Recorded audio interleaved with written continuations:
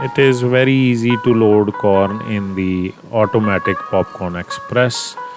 There is a lid on top of the machine which you have to remove before you start pouring in the corn.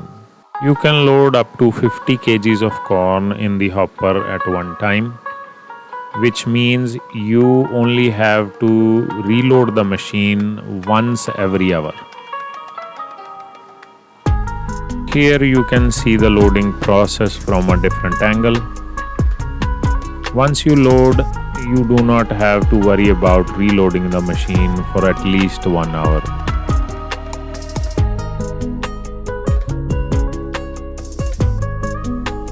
Here is the top view of the hopper.